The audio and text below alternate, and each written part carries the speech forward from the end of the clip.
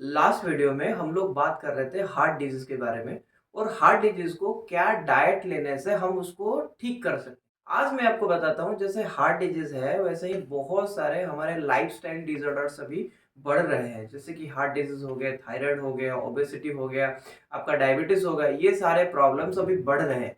इसको कैसे हम लड़े या ये डिजीज हमारे पास कैसे नहीं आए और इसके लिए आयुर्वेद हमको क्या सॉल्यूशन दे सकता है। आयुर्वेद का एक बढ़िया टिप्स मैं आपको बताने जा रहा हूं। आप कहीं से भी हो, इंडिया से, इंडिया के बाहर से हो, तो आयुर्वेद के बारे में एक बढ़िया सा चीज आपको पता होगा, वो होता है आयुर्वेद का पंचकर्म। ऋतु के हिसाब से आयुर्वेद में पंचकर्म किया जाता है और पंचकर्म एक ऐसी डिटॉक्सिफिकेशन टेक्निक है जिसमें आपका फुल बॉडी डिटॉक्सिफाई रहता है, जिसके वजह से आपको ये हार्ट डिजीज, ये किडनी प्रॉब्लम्स, ये आपका गैस्ट्रिक इश्यूज, कोई भी लाइफस्टाइल रिलेटेड जितना भी प्रॉब्लम्स है वो होने का चांसेस कम हो जाता है, वो ना के बराबर हो जाता है। तो मैं आज आपको बताऊंगा कि ये पंचकर्म है क्या, उसके बारे में थोड़ा मैं आपको डिटेल में जानकारी दूंगा। ये पंचकर्मा पंचकर्मा जैसे नाम से ही पता चलता है, ये 5 टेक्निक्स है, ये 5 टूल है आयुर्वेद में बॉडी को डिटॉक्सिफाई करने के लिए। पंचकर्मा में बवन, विरेचन, वस्ति, नस्य एंड रक्त मोक्षण, इसको 5 टेक्निक्स माना गया है।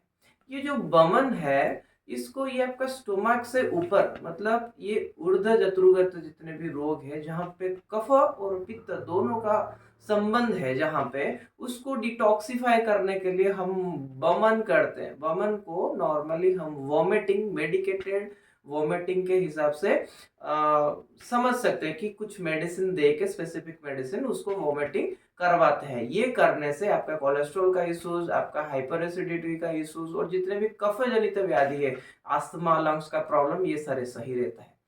उसके बाद आता है हमारे विरेचन। ये विरेचन होता है आपका स्मॉल इंटेस्टाइन को क्लीन करने का टेक्निक। इसके लिए कुछ मेडिकेशन दिया जाता है, इसके प्रोटोकॉल फॉलो किया जाता है, जिसमें स्मॉल इंटेस्टाइन में मेडिकेटेड पॉजिटिव दे के आपका मोशन बार बार करवा के आपका स्मॉल इंटेस्टाइन को क्लियर किया जाता है। उसी तरह से आयुर्वेद में अर्ध चिकित्सा है आपका वस्ति। वस्ति को नॉर्मली लोग एनिमा के हिसाब से समझते हैं, उसको भी हम 2 तरीके से डिवाइड कर सकते हैं। इसको डिटॉक्सिफाई करने के लिए हम जो यूज करते हैं वो है आस्थापन बस्ती, मतलब क्लींजिंग के लिए यूज करते हैं। वैसे ही एक टेक्निक है अनुवासन बस्ती, उसको हम पीआरडी के साथ भी बोल सकते हैं, फॉर रेक्टल ड्रग एडमिनिस्ट्रेशन। उसको यूज करके आपका जितने भी वात जनित व्याधि है, कोई भी न्यूरोलॉजिकल डिसऑर्डर हो गया, कोई भी पेन रिलेटेड इश्यूज हो गया, कोई स्किन में इश्यूज हो गया, उसको भी हम बस्ती से सही कर सकते हैं। उसके बाद आया आपका नस्य। नस्य से क्या होता है, नासा ही शिरस्वद्वार। जितने भी ब्रेन का इश्यूज है, जैसे कि आपका ऊर्ध्व चतुर्गत व्याधि, जितने भी आई साइड का प्रॉब्लम है, हेयर फॉल है, आपका ईयर रिलेटेड इश्यूज है, आपको क्रॉनिक साइनोसाइटिस का प्रॉब्लम है, आपको माइग्रेन का इश्यूज है, ये माइग्रेन से लेकर आपका जितने भी ऊर्ध्व चतुर्गत रोग है उसके लिए बहुत ही इफेक्टिव काम करता है, वो होता है नस्य। और सबसे बढ़िया टेक्निक आयुर्वेद में सुश्रुत ने जिसको अर्ध चिकित्सा लिया है वो होता है रक्त मोक्षण।